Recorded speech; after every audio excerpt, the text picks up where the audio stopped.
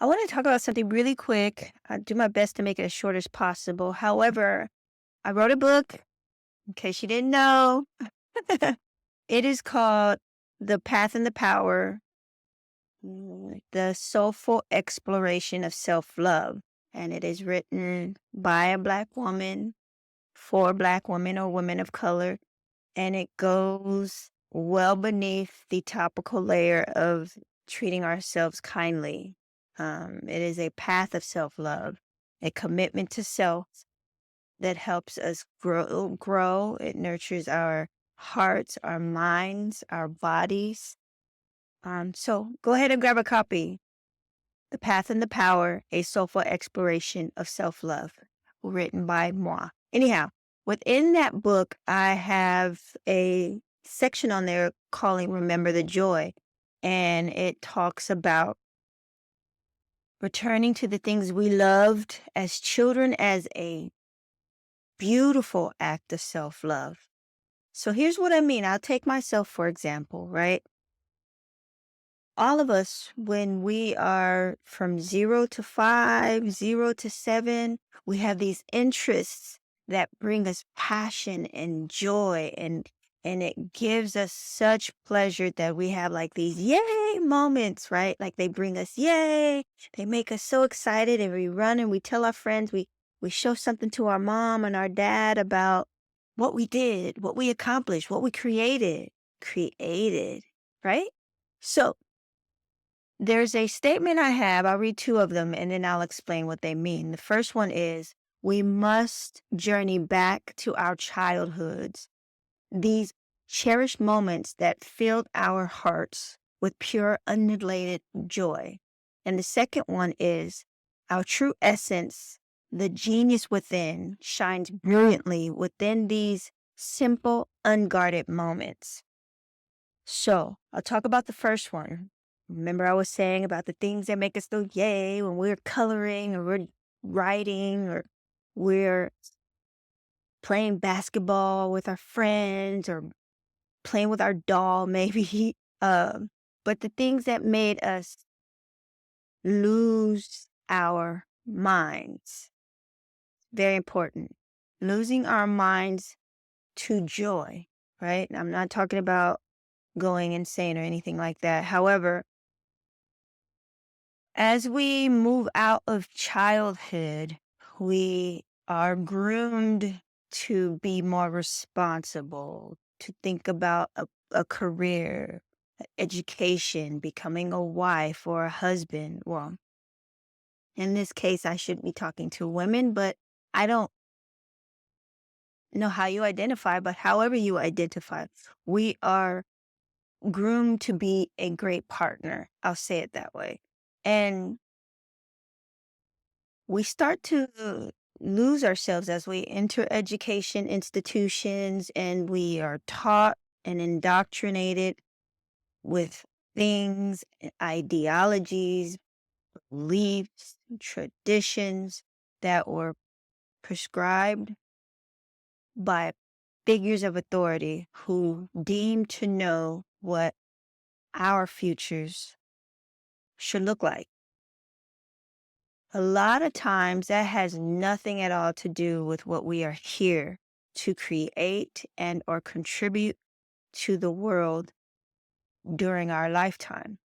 But when we are born into this world, we do. We innately are gravitate towards the things that our soul has come to experience through us. Now, back to the statement I said, we must journey back to our childhoods with those cherished moments that filled our hearts with pure, undilated joy. Now, for me, that was coloring, that was writing stories in my little notebooks, that was uh, reading. I love to read, like those three things. I loved, and somehow, some way along the way, I got involved with basketball, and I ended up falling in love with basketball. Hmm. However, I got away from the things that I loved as a kid, because I had to grow up. So we go on this path into adulthood, and We become mothers, we become professionals, we become lost in the things that this capitalistic society says that we should follow in order to make a way for ourselves, in order to make a living, in order to provide for our families, for ourselves. In society, we are viewed as commodities to help the institutions that have been created for this country to stay alive. However, if you notice, once we become 30, 40, around that time, we begin to look at, wow, what is this life that I am living? What is it made of? What is it contributing? Why am I not happy? What is it that I'm missing? And most of the time, the answer lies in the memories of our childhood.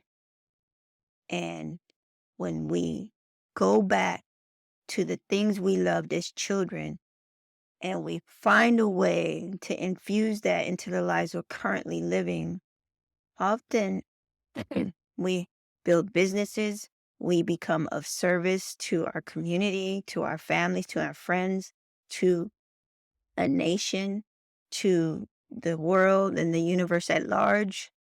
We become contributors. And it is through our souls, it is through our childhood that our souls are most evident. So when we return back to our childhood, we, in essence, become aligned with what we are here to do. And then the second statement I have is our true essence, the genius within shines brilliantly when we are within those simple, unguarded moments. So, what I mean by that is, when we are not sheltered or groomed or told what is and is not or will not work for our quote future, we lose those moments. When, like for me, for instance, when I'm drawing, I lose time. When I'm writing stories, I lost time. When I am reading, I lost time. Fast forward it to today, after I've gone on my journey, I'm on a decent career. I'm very, very grateful. However, but whenever I'm in those moments where, like when I have space, when I'm not in relationship or I'm single and I have the space to understand what life really is or what matters most. And whenever I feel like, oh, something feels off, I go back to, I have to write, I have to create, draw, produce, read, or engulf myself in some sort of story.